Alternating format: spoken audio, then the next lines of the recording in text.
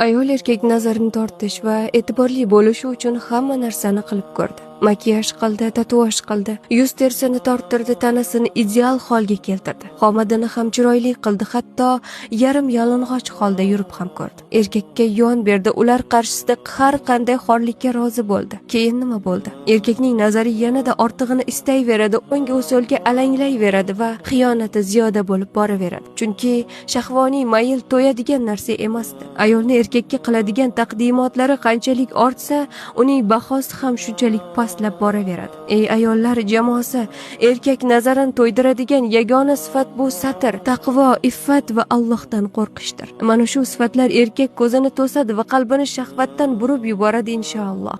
Bu yo'ldan boshqasi noshariy ishlar va o'z kasbini yaxshi tushunmaydigan psixologlar kurslarini sotib olishlik faqatgina ularni cho'ntagiga foyda. Sizga esa vaqtinchalik motivatsiya bo'ladi xolos.